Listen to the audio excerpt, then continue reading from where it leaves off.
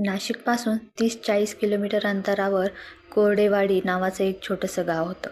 तिथं आसपास जंगल होतं, हिरवीगार डोंगर आणि वातावरणात शांत हवा होती. निसर्गाच्या सानिध्यात असलेलं हे सुंदर असं छोटंसं गाव होतं. पण एक गोष्ट मात्र कायम भीती पसरवणारी होती, ती म्हणजे अमावस्येची रात्र. अमावस्येच्या दिवशी संध्याकाळ होताच गावातील सगळे घरे बंद होतात. सर्वजण आपापल्या घरातील दिवे विझवतात. गावाच्या चौकातले दिवेही कोणी लावत नसे, कारण म्हणे कोरडेवाडीच्या डोंगरात छायामाता फिरते. कोणीही त्या रात्री घराबाहेर पडत नाही.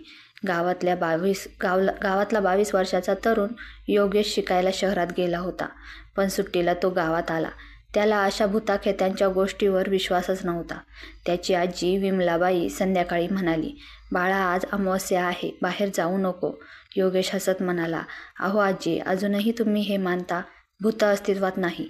आज विज्ञान किती पुढे गेले आहे आणि तुम्ही अजूनही भूतांच्या गोष्टीवर विश्वास ठेवता." आजीने फक्त एकच वाक्य सांगितलं, "या गावचं सत्य शहरात शिकवलं जात नाही रे." रात्र उतरली. पावसाच्या काळ्या ढगांनी आकाश झाकलं. आज अमावस्येचा चंद्र तर नव्हताच, त्यामुळे सगळा परिसर चटकन काळोखात बुडाला. योगेश मोबाईलचा टॉर्च लावून बाहेर पडला. त्याचा मित्र संदीप एकटा शेतात पंप सुरू करून बसला होता. त्याला घेऊन येण्यासाठी योगेश निघाला. गावच्या टोकाला पोहोचताच त्याच्या कानात विचित्र आवाज घुसले. श्श, कोणी येतंय?" थंडीचा वारा जोरात सुटला. रस्त्यावर पानगिरक्या घेत होती. सगळीकडे काळाकुट्टा अंधार होता. योगेश थांबला. काहीतरी हालचाल झाडांच्या आड दिसत होती. काळी उंच बारीक सावली त्याच्या टॉर्चच्या प्रकाशात त्या दिशेने टाकताच ती सावली झटकन गायब झाली. "कोणीतरी गेम खेळतंय का?" तो स्वतःशी पुटपुटला. शेतात पोहोचताच त्याला संदीप सापडला. "काय रे, एवढा उशीर का केला? मी तुझी वाट बघत बसलेलो. तू आला नाही म्हणून मी तुला घ्यायला आलो." योगेशने विचारताच संदीप थरथरत म्हणाला, "इथे थांबायला नको. मला वाटतं कोणीतरी माझ्या मागे चालत होतं." दोघे गावाकडे निघाले. ते रस्त्याने पटापट चालत होते. तेवढ्यात रस्त्यात अचानक पाठीमागून आवाज आला, धप्प.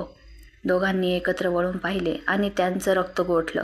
एका झाडावर उंचावर एखाद्या माकडासारखी पण मानवी आकारासारखी आकृती बसलेली होती.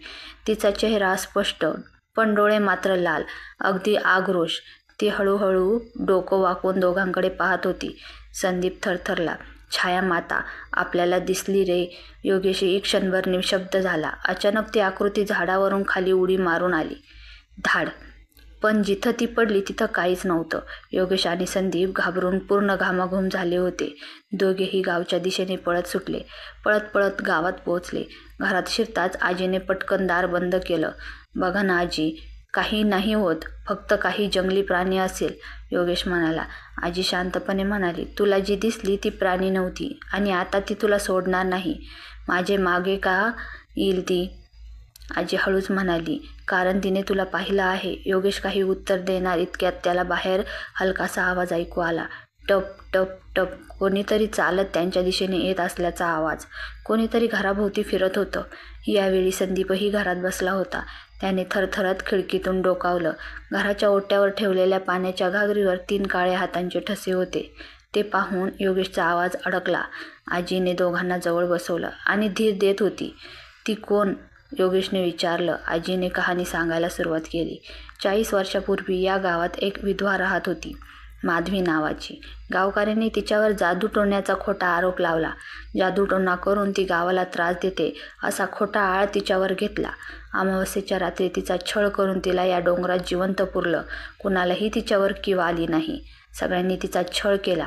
तिचं मृत्यूपूर्वीचं शेवटचं वचन होतं, तुम्ही माझा अंधार केला, आता मी तुमचा प्रकाश खाऊन टाकेन." त्या दिवसानंतर अमावस्येला छायामाता दिसू लागली. योगेश शांत झाला. इतक्यात धडाम, कोणीतरी दारावर जोरदार थाप मारली. मग दुसरी, मग तिसरा. जोरजोरात दार वाजवायला लागलं. त्या आवाजाने संपूर्ण घर हादरायला लागलं. आजीने दोघांना सांगितलं, "घरातला उजेड तसाच ठेव. प्रकाशात ती येत नाही. तिला प्रकाशाची भीती वाटते." पण अचानक वीज चमकली आणि प्रकाश गेला. संपूर्ण घरात पूर्ण अंधार झाला. संदीप किंचाळला, "खिडकीत कोणीतरी उभा आहे." योगेश टॉर्च लावण्याचा प्रयत्न करत होता. टॉर्च काही वेळ लुकलुकला आणि लावला. टॉर्चची प्रकाशकिरणं खिडकीवर पडताच ती आकृती दिसली. लांब केस, काळा चेहरा, लाल डोळे आणि वाकलेली मान. ती हळूहळू ओठ हलवून काहीतरी म्हणत होती. मी पाहिलं आहे तुला. माझ्यासोबत ये.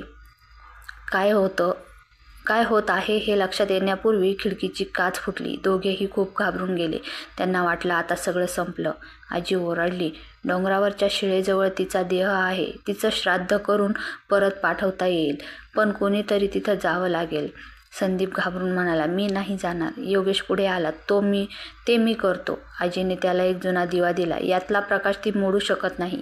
हे घेऊन जा. योगेश एकटाच डोंगराकडे निघाला. दिव्यातील ज्योत थरथरत होती. झाडांमधून येणारे आवाज, वाऱ्याची हिसका आणि जमिनीवर पसरलेलं धुकं सगळं भयानक, अतिशय भयानक वाटत होतं. मग अचानक कोणीतरी त्याच्या मागे चालू लागलं. पाऊल खुणाचा आवाज अगदी तसाच, टप टप. योगेश वळून पाहतो. धुक्याच्या आतून ती काळी आकृती दिसू लागली. मी तुला बोलावत होते, माझ्याकडे ये. तिचा आवाज थंड, खोल आणि असह्य. योगेश पळायला लागला. ती धुक्यातून, झाडांतून, सावल्यांतून. योगेश जिथे जाईल त्या प्रत्येक ठिकाणी त्याच्या समोर येत होती. डोंगराच्या माथ्यावर एक पुरातन शिळा होती. आजीने सांगितलेलं ठिकाण योगेशला सापडलं. त्याला आजीने सांगितलेलं श्रद्धाचं श्लोक आठवत होते. तो मंत्र म्हणू लागला. ती छाया माता योगेश्वरवर गुरगुरली. ती योगेशला मंत्र म्हणण्यापासून थांबवण्याचा प्रयत्न करत होती.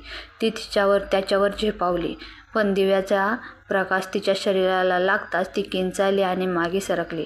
योगेश धडधडत्या आवाजात मंत्र म्हणत राहिला. भोवतालचं धुकं जोरात फिरायला लागलं. ती छाया माता हात कानावर घेऊन कळवळत जमिनीवर कोसळली. मग हळूहळू तिचं रूप बदलू लागलं. काळी भयानक आकृती विरघळून त्या जागी एक शांत स्त्री उभी होती. माधवी. ती हळूच म्हणाली, तुझ्यासारखा एक तरी माणूस त्या रात्री असता तर मी जिवंत राहिले असते. मग ती हळूहळू प्रकाशात विरून गेली. दुसऱ्या दिवशी कोरडेवाडीला शांत सकाळ उजाडली. गावकऱ्यांनी पाहिलं की डोंगरातली सावली गायब झाली आहे. आजीने फक्त इतकंच म्हटलं, योगेश, तुझ्या धैर्यानं गावावरचं 40 वर्षाचा श्राप संपवलं.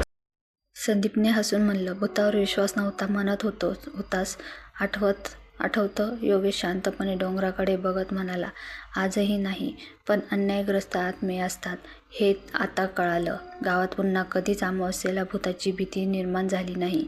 छायामाता अखेर मुक्त झाली होती. योगेशमुळे तिच्या आत्म्याला शांती मिळाली. मित्रांनो, ही होती गरीब माधवीची कथा, जिच्यावर गावकऱ्यांनी अन्याय केला. त्यामुळे तिने उग्र रूप धारण केलं व तिची छायामाता झाली. योगेशने शहरातून येऊन तिच्या आत्म्याला मुक्त केले. तुम्हाला स्टोरी आवडली असल्यास कमेंटमध्ये नक्की कळवा व अंतरंग स्टोरी चॅनलला सबस्क्राईब करा. धन्यवाद.